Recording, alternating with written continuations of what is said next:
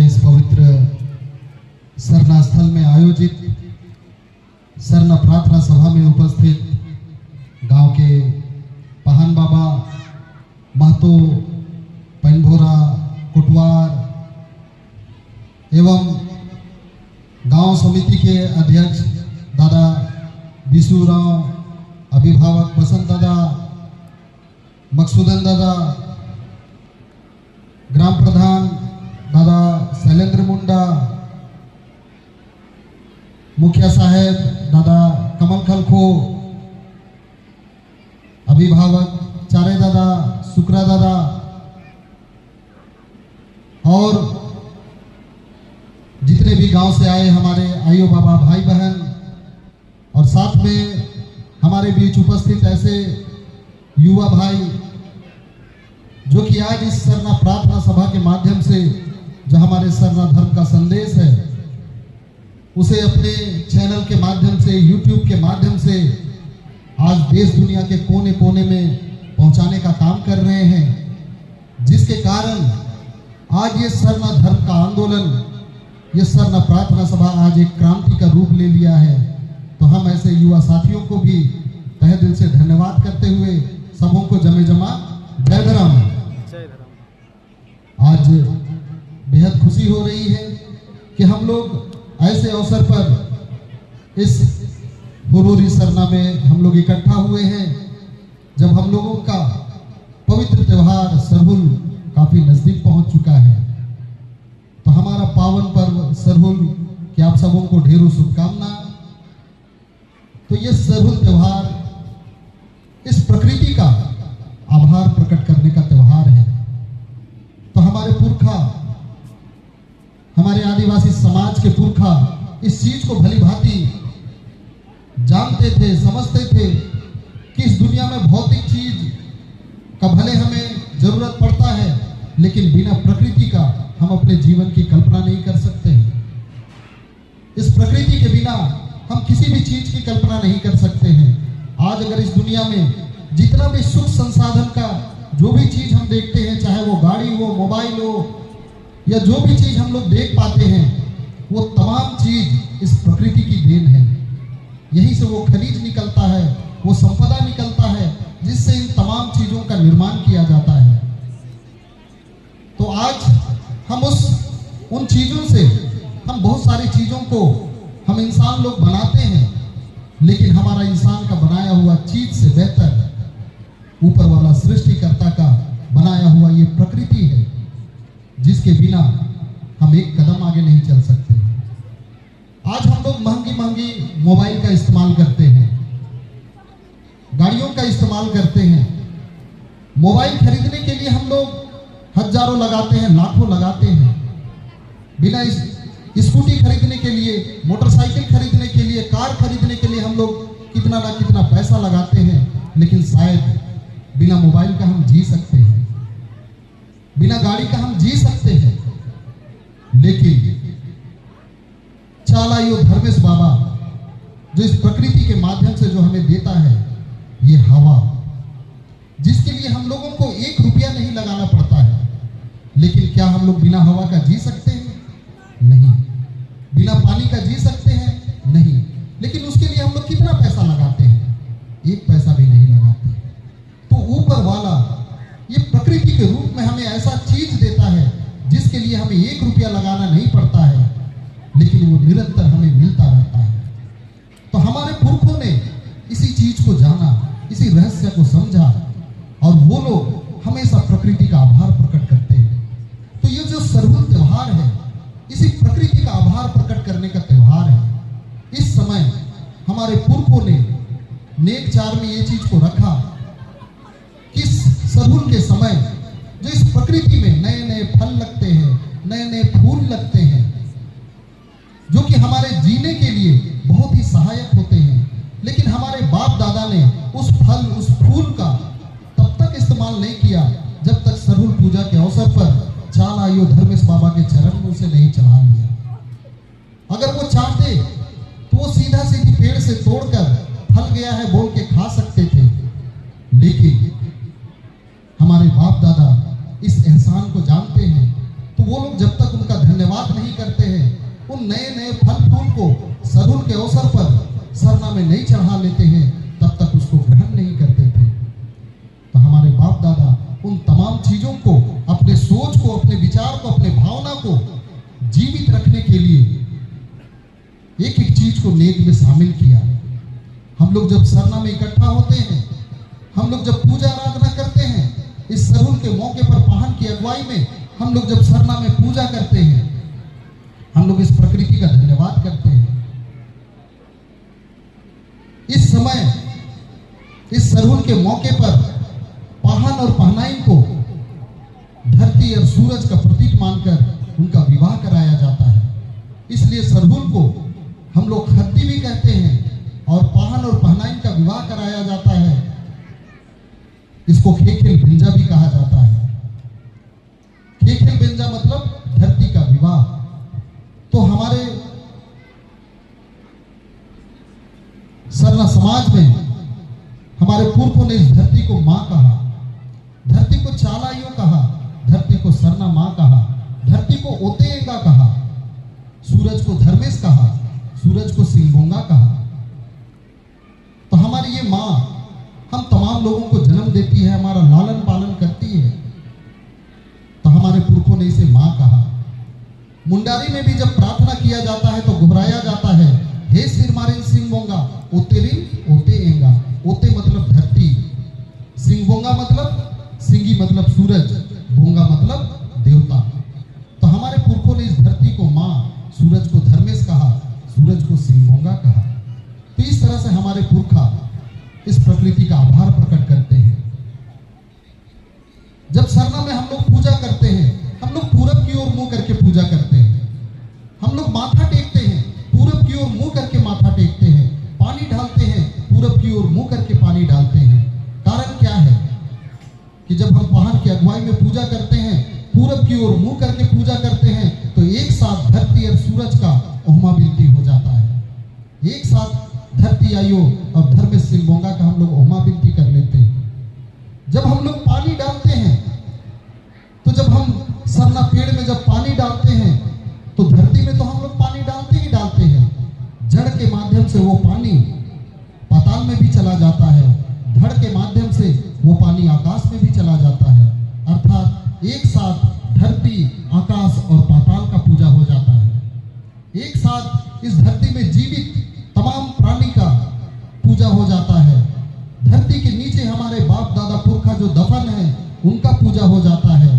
ऊपर में जो धर्मेश है, उनका पूजा हो जाता है। तो हमारे पुरखों ने इतना बड़ा पूजा, जिसको हम लोग सरना पूजा कहते हैं, तो इस तरह से हमारे बाप दादा ने पूजा किया।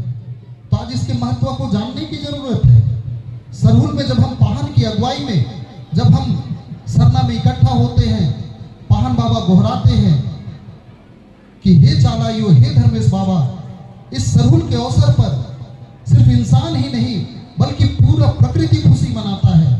पूरा प्रकृति, जिस तरह से हम लोग पर्व त्योहार में अपने आप को नया कर लेते हैं, नहाते धोते हैं, सुंदर सुंदर कपड़ा पहनते हैं, उसी तरह से इस सरहुल के मौके पर ये पूरा प्रकृति अपने आप को नया कर लेता है।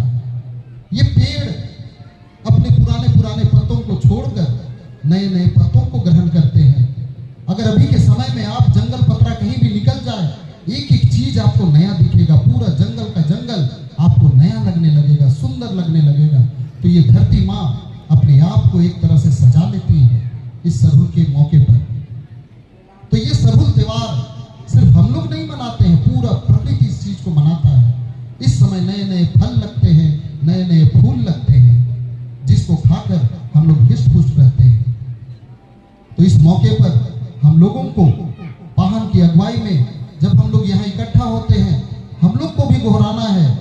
हम लोग भी गोहराते हैं कि जिस तरह से ये प्रकृति अपने आप को नया कर लिया, अपने पुराने रूखे सूखे पत्तों को छोड़कर नए नए पत्तों को ग्रहण करता है, उसी तरह से हम भी पूरे साल भर में जो रूखा सूखा विचार हमारे अंदर पनप गया होगा, किसी से मनमुटाव हुआ होगा, कई नकारात्मक सोच हमारे अंदर घर कर गए होंगे, हम कहीं हताश हुए होंगे, कहीं निराश हुए होंगे, तो इस सरहुल के मौके पर उन तमाम रूखे सूखे पुराने विचारों को हम लोग त्याग करें और अपने अंदर नए नए विचारों को पनपने दें।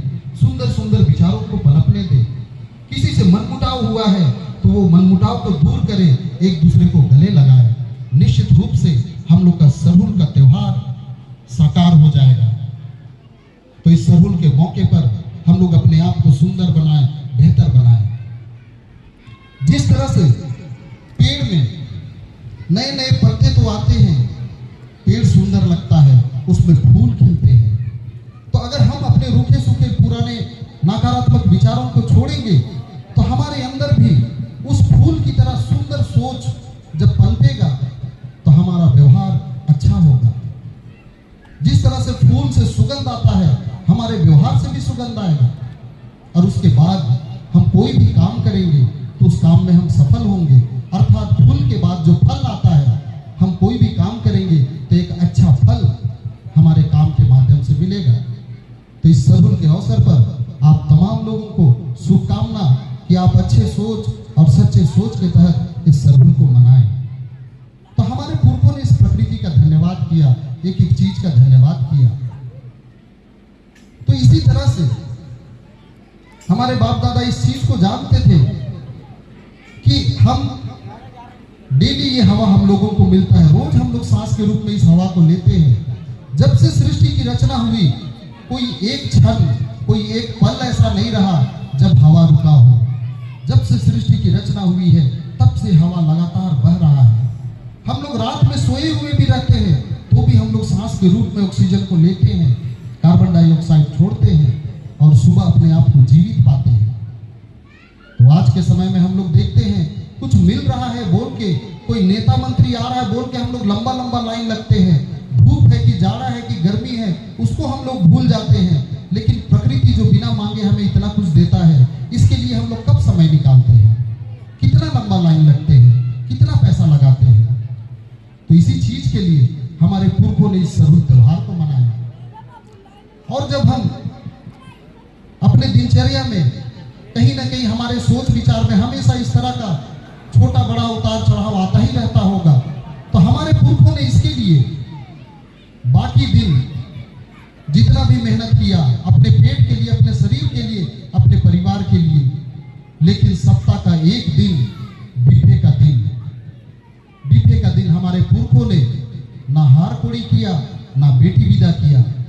उस दिन हमारे पुरखा इसी तरह से चाल आयु धर्मेश बाबा को याद करने के लिए वो लोग सरना में इकट्ठा होते थे। उनका धन्यवाद करने के लिए वो इकट्ठा होते थे। उस दिन वो लोग नशा पान नहीं करते थे, जीव हत्या नहीं करते थे। बहुत लोग ये सोचेंगे कि बिफे का दिन तो आराम करने के लिए लोग ये करते थे, लेकिन आराम करने के लिए करते तो मांस मछली खा सकते थे, बहुत कुछ कर सकते थे। लेकिन बिफे का दिन हमारे पुरखा अपना समय उस चाल आयु धर्मेश बाबा के लिए निकाला, जिन्होंने उन्हें बिना मांगे हर कुछ दिया। तो हम लोग को बिफे का दिन सरना में एक एक माता पिता, भाई बहन और छोटे छोटे बच्चों को भी उपस्थित होने का जरूरत है। जब हम लोग सरना में उपस्थित होते हैं, जब हम लोग यहाँ आंख बंद करके 5 मिनट भी अगर हम लोग पूजा पाठ करते हैं, तो सही मायने में उस दिन हम लोग अपने आप को जानते हैं। बाकी दिनों में हम लोग देखते हैं अपने आप को हम लोग कैसे जानते हैं। कोई बोलता है फलना तो ऐसा है, तुम ऐसे हो, तुम अच्छे हो, तुम बुरे हो। हम लोग उसके हिसाब से अपने आप को मानने लगते हैं। कोई अगर हमको बार बार बोला कि तुम तो बहुत अच्छा है, बहुत अच्छा है, तो वो चापलूसी कर रहा है कि वाकई में हम अच्छा है इसलिए अच्छा बोल रहा है, हम लोग नहीं समझ पाते हैं। कोई अगर हमको बुरा बोल रहा है तो हम बुरा है इसलिए बोल रहा है या हमको हताश निराश करने के लिए बोल रहा है, हम लोग नहीं समझ पाते हैं। लेकिन जब हम लोग सरना में इकट्ठा होते हैं, सरना में उपस्थित होते हैं, 5 मिनट आंख बंद करके जब हम चाल आयु धर्मेश बाबा को याद करते हैं, तो सही मायने में हम अंदर से खुद को जानते हैं। हम सही है कि गलत है, हम खुद से उन तमाम चीजों को चाल आयु धर्मेश बाबा के आशीर्वाद से जानते हैं। और जब हम लोग सरना में इकट्ठा होते हैं तो हताशा निराशा हमारे अंदर से दूर होता है और हम लोग कोई भी काम करते हैं हम सफल होते हैं। जो लोग सरना में पूजा करते हैं वो घर के लिए भी अच्छे माँ के रूप में है, अच्छे पिता के रूप में है, अच्छे भाई के रूप में है, अच्छे बहन के रूप में है। क्योंकि उसके अंदर का जो कटुता है, उसके उसके अंदर का जो बुराई है उसको वो सरना में जाकर त्याग चुके हैं। तो इसीलिए हम लोगों को अपने आप को कभी अगर जानना हो तो हम लोग को सरना में आना चाहिए।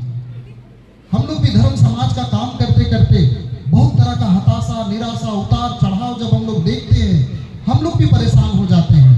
लगता है किसके लिए काम किया जा रहा है, क्यों हम लोग ऐसा कर रहे हैं। लेकिन जब हम लोग सरना में जब जाते हैं, एक लोटा पानी लेके और चालायु धर्मेश बाबा के सामने जब इन बातों को हम लोग रखते हैं, हम लोगों को एक एक चीज का जवाब मिल जाता है। हमारे अंदर फिर ऊर्जा का संचार होता है, सकारात्मक बातों का संचार होता है और हम लोग फिर से ऊर्जावान होकर धर्म समाज के लिए हम लोग निकल पड़ते हैं। कब खाए हैं कि नहीं खाए हैं, भूखे हैं, प्यासे हैं, पता नहीं चलता है। तो ये ताकत इस सरना में पूजा करने से मिलता है। तो इसीलिए आप सबों से आग्रह है कि बृहस्पतिवार के दिन, बाकी दिन अपने पेट के लिए, अपने परिवार के लिए, अपने शरीर के लिए आप जितना भी समय लगाएं, लेकिन बीते का दिन भले 10 मिनट, 15 मिनट, आधा घंटा के लिए आप सरना में जरूर उपस्थित हो। अच्छा लगेगा, आप सही मायने में अपने आप को जान पाएंगे। इस दुनिया में आप आए हैं, लाखों कमा रहे हैं कि करोड़ों कमा रहे हैं, क्यों कमा रहे हैं, आपको उस सरना में आने से पता चलेगा। निश्चित रूप से आप अगर कम भी कमा रहे हैं, उस पैसा से आपको बरकत मिलेगा। अधिक भी कमा रहे हैं तो उस पैसा का सही इस्तेमाल कर पाएंगे। आप जिसके लिए कमा रहे हैं वो उस पैसा का अहमियत जानेगा। और नहीं तो हम कमा तो रहे हैं, लेकिन हमारा जो आने वाला पीढ़ी है हमारे मेहनत का कदर नहीं जानेगा। उस पैसा का दुरुपयोग होगा। हमारे बाल बच्चों में हम कई तरह का सुविधा तो दे पाएंगे, लेकिन शायद अच्छा संस्कार नहीं जा पाएगा। लेकिन जब सरना में हमारे बाल बच्चे भी आएंगे, हम लोग आएंगे, तो कम कमाएं या ज़्यादा कमाएं, हमारे बाल बच्चों में अच्छा संस्कार जाएगा। और वो जो कमाई है, हमारे बाल बच्चों में जो अच्छा संस्कार जा रहा है, वो जो कमाई है उसका कोई कीमत नहीं है, वो अनमोल है। उसी के लिए तो हम लोग दिन रात लगे हुए हैं। उसी के लिए हम लोग अपना खुशी छोड़कर हम लोग बाल बच्चों के लिए जीते हैं, मरते हैं। तो इसीलिए चालायु धर्मेश बाबा जो हम लोगों को इस हवा के रूप में आशीर्वाद देता है, पानी के रूप में आशीर्वाद देता है, इस वातावरण के एक एक चीज के माध्यम से वो हमारे संपर्क में रहता है। हम लोग सोचते हैं हम लोग सीधे ऊपर वाला से बात करेंगे, ऊपर वाला से तो हम लोग बात करेंगे, लेकिन उसके लिए इतना इतना माध्यम हमारे पास है। हम पहले उसका एहसान जाने, उसका एहसान माने। आज के समय में बहुत सारे लोग बोलते हैं, हम लोग भी प्रकृति को मानते हैं, बोल तो देते हैं, लेकिन नदी नाला हो जा रहा है, हवा दूषित हो जा रहा है, पेड़ खत्म होने लगे हैं, जंगल खत्म हो जा रहा है, पहाड़ खत्म हो जा रहा है। तो सिर्फ कहने से नहीं होता है, उसको मानना पड़ता है, उसको महसूस करना पड़ता है। आज के समय में आदिवासी समाज अगर जंगल को देखता है, मन गदगद हो जाता है, खुश हो जाते हैं। कितना सुंदर हरा भरा रंग बिरंगा पक्षियों की चहचहाहट की आवाज सुनाई देती है, सुंदर खुशबू हम लोगों को सांस के रूप में मिलता है। हम लोग जंगल को देखते हैं, खुश हो जाते हैं। लेकिन जो लोग इस प्रकृति को अंदर से महसूस नहीं करते हैं, वो जब जंगल को देखते हैं तो सोचते हैं, अरे इतना महंगा महंगा पेड़, इसको हम काटेंगे, इसको हम बेचेंगे तो हम लाखों कमाएंगे, हम करोड़ों कमाएंगे। तो ये नजरिया का अंतर है, सोच का अंतर है।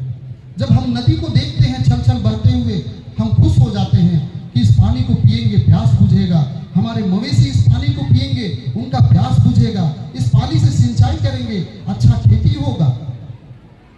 लेकिन और लोग जब नदी को देखते हैं तो सोचते हैं, इस नदी का बालू को हम निकालेंगे, इसको बेचेंगे तो लाखों कमाएंगे, करोड़ों कमाएंगे। हम पहाड़ को देखते हैं, हम खुश हो जाते हैं कि यहाँ से जड़ी बूटी मिलेगा, बहुत सारा प्राकृतिक चीज मिलेगा। दूसरे लोग पहाड़ को देखते हैं, सोचते हैं इस पहाड़ को तोड़ेंगे, इसका पत्थर को बेचेंगे, लाखों कमाएंगे, करोड़ों कमाएंगे। तो इस प्रकृति को बर्बाद करके लोग कमाने का सोचते हैं। आदिवासी समाज ने इस प्रकृति को कभी अपना संपत्ति नहीं समझा, इस प्रकृति को, इस धरती को अपना मां समझा। यही अंतर है। आज यही कारण है कि हम लोग जिस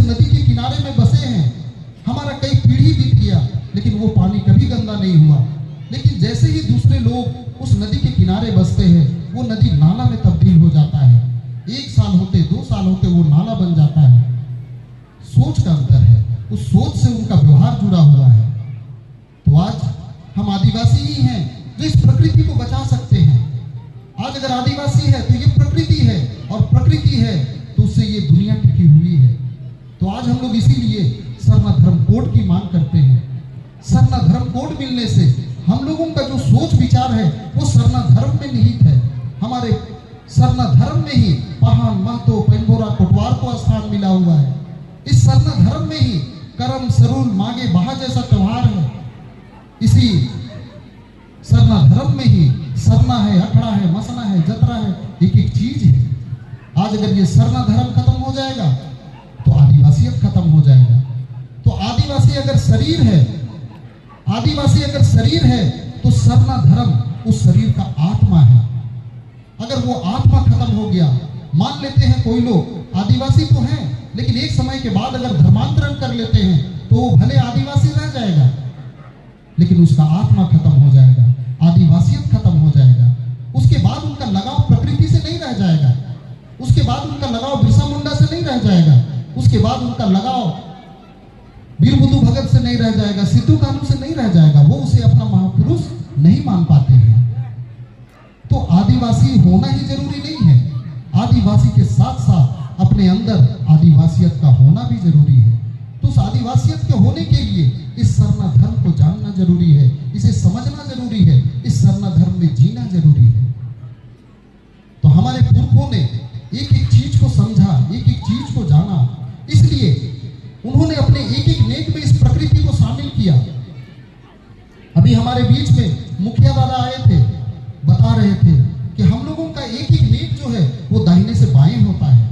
हम सरना में परिक्रमा करते हैं, हम लोग दाहिने से बाएं की ओर घूमते हैं। हम हार जोतते हैं, बैल को दाहिने से बाएं की ओर घुमाते हैं। हम लोग दौरी करते हैं, दाहिने से बाएं की ओर घुमाते हैं। भिलवा फाड़ते हैं, चावल अगर हम लोग घुमाते हैं तो दाहिने से बाएं की ओर घुमाते हैं। महिलाएं साड़ी दाहिने से बाएं की ओर लपेटती हैं। एक एक नेक हम लोगों का दाहिने से बाएं है। अखड़ा में जोड़ा के नाचते हैं, दाहिने से बाएं की ओर। आज के समय में आप लोग गौर करते होंगे कि पूरे विश्व में जहां भी दौड़ रेस होता होगा, दौड़ रेस जब भी होता है स्टेडियम में, वो दाहिने से बाएं की ओर ही दौड़ते हैं। लेकिन कभी ऐसा हुआ करता था कि वो लोग बाएं से दाहिने भी दौड़ा करते थे, लेकिन जब बाएं से दाहिने दौड़ते थे, एक समय के बाद जो धावक है उनका पैर में दर्द हो जाता था, वो चलने के लायक नहीं रह जाते थे। लेकिन जब दाहिने से बाएं की ओर दौड़ना शुरू किए तो वो लोग कभी इस तरह का दिक्कत उन लोगों के साथ नहीं हुआ। तो आज इस प्रकृति का गति जो है वो दाहिने से बाएं की ओर है। आज अगर चक्रवात उठता है, जिसको हम लोग दुर्बांडो बोलते हैं, वो दाहिने से बाएं की ओर ही घूम के उठता है। कहीं भंवर बनता है, वो दाहिने से बाएं ही घूमता है। कहीं लत्तर चढ़ता है, दाहिने से बाएं की ओर ही घूमता है। अगर किसी परमाणु में इलेक्ट्रॉन, प्रोटॉन, न्यूट्रॉन है, वो अपने अक्ष में दाहिने से बाएं ही घूमता है। ये धरती अपने अक्ष में दाहिने से बाएं ही चक्कर लगाती है। तो एक एक चीज जो प्राकृतिक रूप से अगर अपना गति करता है तो वो दाहिने से बाएं की ओर ही घूमता है। तो हमारे पुरखा इतने जानकार थे, इतने ज्ञानी थे। आज अगर उन्होंने इस बृहस्पतिवार को अगर पवित्र दिन माना तो ऐसे ही नहीं माना। हमारे पुरखा सोमवार को भी मान सकते हैं, बुधवार को भी मान सकते थे, इतवार को भी मान सकते थे, लेकिन बृहस्पतिवार को पवित्र दिन मानने का कारण है कि इस ब्रह्मांड में हम इस धरती को माँ कहते हैं, सूरज को बाबा कहते हैं। इसी धरती के में एक एक चीज मिलता है जिसके कारण आज अगर हम लोग जीवित हैं, तो ये धरती अगर बची हुई है तो उसका एक बहुत बड़ा कारण है बृहस्पति ग्रह। आज अगर बृहस्पति ग्रह नहीं होता तो शायद हम इस धरती में जीवित नहीं होते। कारण है कि जब जब बीच बीच में जो उल्का पिंड है अंतरिक्ष से इस ब्रह्मांड में आता है और कई बार इस धरती से टकराने वाला होता है। आप लोग 2012 में नासा के माध्यम से सुने होंगे कि एक उल्का पिंड इस धरती से टकराने के लिए आ रहा है और वो सीधा धरती की ओर आ रहा है। इतने समय में वो धरती से टकरा जाएगा और अगर धरती से टकरा गया तो ये धरती नष्ट हो जाएगा, खत्म हो जाएगा। लेकिन जैसे ही वो उल्का पिंड इस धरती, इस ब्रह्मांड में घुसा, बृहस्पति ग्रह जो इस ब्रह्मांड का सबसे बड़ा ग्रह है, जिसका गुरुत्वाकर्षण बल बाकी ग्रहों से सबसे अधिक है, जैसे ही उल्का पिंड इस ब्रह्मांड में घुसा, वो बृहस्पति ग्रह उसे अपनी ओर अपने गुरुत्वाकर्षण बल से खींच लेता है, जिसके कारण वो उल्का पिंड धरती से ना टकराकर उसका दिशा बदल जाता है और ये धरती नष्ट होने से बच जाता है। तो हमारे पुरखा इस चीज को बखूबी जानते थे, इसलिए बृहस्पति ग्रह के नाम से जो दिन पड़ा बृहस्पतिवार, उसे अपना पवित्र दिन माना। और उस दिन जब हम लोग पूजा पाठ करते हैं तो हम लोगों को सकारात्मक रिजल्ट मिलता है। आज बीफे को हम लोग सरना में पूजा कर रहे हैं, पूरा देश दुनिया को हम लोग एकजुट कर पाए। कल तक कई संगठन बने, कई तरह का प्रयास हुआ, लेकिन समाज कभी एकजुट नहीं हो पाता था। लेकिन जैसे ही हम लोग बृहस्पतिवार को हमारे सरना रत्न दादा वीरेंद्र भगत, सरना धर्म गुरु बंधन तिग्गा, सरना रत्न दादा ये तो उराव, या जितने भी वैसे महान लोग जिन्होंने इस सरना प्रार्थना सभा के माध्यम से हम लोगों का मार्गदर्शन किया और उसके राह पर चलकर हम लोग हर बृहस्पतिवार को सरना में इकट्ठा होना शुरू किए। हमारा सरना बचा, हम लोगों का अखड़ा बचा, हम लोगों का मसना बचा, हम लोगों की भाषा परंपरा संस्कृति फिर से जीवित हो रही है। आज एक एक चीज इस सरना प्रार्थना सभा के माध्यम से आज हम लोग बचा पा रहे हैं। आज सरना धर्म कोड की लड़ाई हम लोग लड़ पा रहे हैं। आज ये लड़ाई पूरे विश्व स्तर पर इसका पहचान बन गया है। तो इसीलिए हम लोगों को अपने तमाम महान लोग जो हमारे लिए इतना सुंदर व्यवस्था करके गए, दिन को दिन नहीं जाने, रात को रात नहीं जाने, कब खाए कब नहीं खाए, लेकिन समाज के लिए काम करते करते सरना रत्न दादा वीरेंद्र भगत आज दुनिया छोड़कर चले गए। लेकिन आज भी वो हमारे बीच में जीवित है। आज भी हम लोग इस सरना प्रार्थना सभा में हम लोग उनको याद करते हैं और उनके बताए रास्ते पे चलते हुए समाज को दिशा देने का हम लोग काम करते हैं। इसलिए हम लोगों को इस सरना प्रार्थना सभा का महत्व भी जानना है। आज कहीं ना कहीं हम लोगों से कई जगह चूक हो रहा है। आज सरना प्रार्थना सभा के माध्यम से उन लोगों ने पूरे समाज को ही नहीं, पूरा देश दुनिया में हमारे तमाम लोगों को आज एकजुट किया, चाहे वो उड़ीसा, छत्तीसगढ़, बंगाल, बिहार, यूपी, एमपी, असम, अरुणाचल, यहाँ तक कि नेपाल तक में भी इस सरना प्रार्थना सभा के माध्यम से हमारे समाज के लोगों को एकजुट किया। लेकिन आज हम लोग उनके इस त्याग और कुर्बानी को नहीं समझते हुए आज के समय में हम लोग अपने आप को बड़ा दिखाने के लिए एक को गांव में 2 को ग्रुप है, 3 ग्रुप है, ये ऐसा पूजा कर रहा है, वो ऐसा पूजा कर रहा है, और इस तरह से एक छितिछान वाला स्थिति देखने को मिलता है, जिसके कारण हम लोगों में एकरूपता नहीं होने के कारण एकजुटता भी नहीं आ पा रहा है। सरना रत्न दादा वीरेंद्र भगत एक लाइन कहा करते थे, एकता में शक्ति है, शक्ति में सुरक्षा है, सुरक्षा में शांति है, और जहां शांति है वहां से विकास का मार्ग प्रशस्त होता है। लेकिन आज हम लोगों में वो एकता, एकजुटता, सब प्रार्थना सभा ही कर रहे हैं, सब सरना में ही पूजा कर रहे हैं, लेकिन सही चीज को नहीं जानने की वजह से आज कोई बोलता है ऐसे पूजा करना चाहिए, कोई बोल रहा है ऐसे पूजा करना चाहिए, उसके कारण एक दूसरे से भी मनमुटाव हो जा रहा है। जो और नए लोग हैं वो चाहते हैं कि हम लोग भी सरना प्रार्थना सभा के माध्यम से जुड़े और पूरे समाज को एक दिशा दे, लेकिन वो कंफ्यूज हो जाते हैं। वो सोचते हैं कि हम इनके तरह पूजा करके सही जगह जाएंगे या इनके तरह पूजा करेंगे, हम इसका बात को सही मानेंगे कि इसका बात को सही मानेंगे, और ये दुविधा में रहते हुए वो लोग कभी आगे नहीं आ पाते हैं। इसलिए आज अगुवाओं की संख्या कम है। आज के समय में अगुआ और टांगखींचवा में अंतर ही नहीं पता चल रहा है। आज बहुत सारे लोग इस सरना प्रार्थना सभा को कमाई का भी जरिया बना लिए हैं।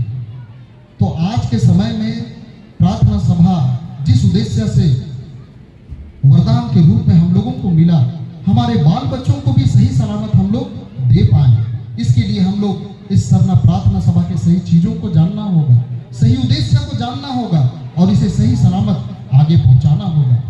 अगर हम सही चीज को जानेंगे तो जैसा हम लोग यहाँ पर पूजा पाठ करते हैं, यहाँ पर जिस तरह से सरना धर्म का व्याख्या करते हैं, यही चीज हम असम में भी कर पाएंगे, यही चीज अरुणाचल में भी करेंगे, यही चीज हम लोग उड़ीसा में, छत्तीसगढ़ में, बंगाल में, बिहार में, सब जगह करेंगे। तो हम लोग जो अगुआ लोग हैं वो पूरे आत्मविश्वास के साथ भी आगे बढ़ सकते हैं। लेकिन यहाँ पर कितना भी पुराना अगुआ हो, कहीं नया जगह में चला गया तो पता चला कि इनका पूजा और उनका पूजा में भी अंतर है, इनका बात और उनका बात में अंतर है, इनका मान्यता उनका मान्यता में अंतर हो जाता है। तो आज इन तमाम समस्या का समाधान के लिए भी राजीपाड़ा सरना प्रार्थना सभा में काफी चिंतन मंथन हुआ, बैठक हुआ। उसके बाद एक निर्णय सामने आया कि महीना में अगर 4 बिफे होता है तो 3 बिफे हम लोग भले अपना सरना में हम लोग पूजा करेंगे, लेकिन एक बिफे, महीना का आखिरी बिफे जत्रा खूटा शक्ति स्थल में, वहां सामूहिक रूप से पूजा पाठ होता है। तो इससे क्या होता है कि जो भी गांव में या जिस व्यक्ति को कंफ्यूजन है, वो महीना का अंतिम बिफे को वो मुड़मा में जब जाता है, तो हालांकि मुड़मा जत्रा खूटा में वहां हर बिफे को पूजा होता है, लेकिन बाकी बिफे को 8 बजे से पूजा होता है, लेकिन महीना का आखिरी बिफे को 9 बजे से पूजा होता है। उस दिन लोहरदगा से भी लोग आते हैं, गुमला से भी लोग आते हैं, चतरा से, लातेहार से, पलामू से, तमाम जगह से लोग आते हैं और एक जगह आने के बाद जो सही चीज है, जो सही नेकचार है, उसको वहां से सीखते हैं। और सही चीज को सीखने के बाद उनमें आत्मविश्वास आता है, वो कहीं भी अगुवाई करने के लिए खड़ा हो सकते हैं। पिछले फरवरी महीना का जो आखिरी बिफे जो था वो फगुआ से ठीक पहले था, तो वहां पूजा पाठ के बाद हमारा जो फगुआ त्योहार है उसके महत्व के विषय में बताया गया। फगुआ क्यों मनाते हैं उसके विषय में बताया गया। और नहीं तो हम लोग फगुआ और होलिका दहन अंतर ही हम लोग को नहीं पता चलता था, तो वहां उसके बारे बताया गया, सिंदरा के विषय में बताया गया, सारू पहाड़ के विषय बताया गया, फगुआ का जो कहानी है उसके विषय बताया गया। कल भी मार्च महीना का आखिरी बिफे है, कल का विषय जो है वो सरहुल है, जिसको हम लोग खत्ती कहते हैं, खेखेल बेंजा कहते हैं, संथाली लोग बाहा परब कहते हैं, मुंडारी में बा नेक कहते हैं, हो में बा त्योहार बा परब कहते हैं। तो इसके विषय में कल का चर्चा परिचर्चा है। तो इस तरह से हम लोग एक एक चीज को जानेंगे कि हम लोग सरना में पहले किस चीज को डालते हैं, किधर से किधर डालते हैं, क्यों डालते हैं, एक एक चीज के बारे में वहां बताया जाता है। तो बहुत सारी बातें हैं जिसको और भी अगुआ आएंगे तो वो बारी बारी से अपनी बातों को रखेंगे। तो हम लोग इस सरना प्रार्थना सभा में पूरा दिन भर का काम छोड़कर अगर हम लोग यहाँ आते हैं, निश्चित रूप से आपको इस पूजा के माध्यम से और प्रवचन के माध्यम से बहुत अच्छी अच्छी चीजें आपको मिल सकती है। सरना प्रार्थना सभा का 2 मूल चीज है, पहला भजन, दूसरा प्रवचन। जब हम लोग भजन करते हैं, हम लोग अपना तमाम सुख दुख, चिंता फिक्र सबको भूलकर हम लोग चाल आयो धर्मेश सिंह गोंगा में हम लोग लीन हो जाते हैं। भजन एक तरह से हमारे भूख को जगाता है, और जब प्रवचन होता है तो प्रवचन में जो ज्ञान दिया जाता है वो हमारे भूख को मिटाता है। तो हम जब चाल आयो धर्मेश बाबा में भजन करके जब लीन हो जाते हैं, हमारे दिल दिमाग का दरवाजा खुल जाता है, और जब अगुवाओं के द्वारा प्रवचन होता है, एक एक बात हमारे दिल दिमाग में बैठ जाता है, और वो एक बीज की तरह वो फिर पनपने लगता है, और हम लोग एक अच्छे अगुआ के रूप में हम लोग आगे बढ़ पाते हैं। तो इसीलिए प्रार्थना सभा में जब भी आए, हम लोग खिचड़ी खा के जरूर अपना भूख मिटाएंगे, लेकिन उससे पहले भजन और प्रवचन दोनों जरूरी है। बाकी दिन हम लोग घूमना फिरना बहुत कुछ करेंगे, जब प्रार्थना सभा में आए हैं तो उसका एक एक पल का हम लोग सही इस्तेमाल करेंगे। तो बहुत सारी बातें हैं जो कि हम लोग इस सरना प्रार्थना सभा के माध्यम से आज हम लोग हमारे तमाम अगुवाओं के माध्यम से आज हम लोग सीख पाए, जिसके कारण आज हम लोग इस मंच में बोल पा रहे हैं।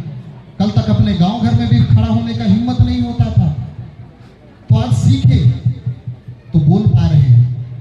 तो कभी भी अगर हम लोग चाहते हैं कि हम अच्छा बोल पाएं, अच्छा जानकारी दे पाएं, उसके हम नहीं सुनेंगे, हम नहीं बोल पाएंगे। हम लोग प्रकृति में एक चीज देखते हैं,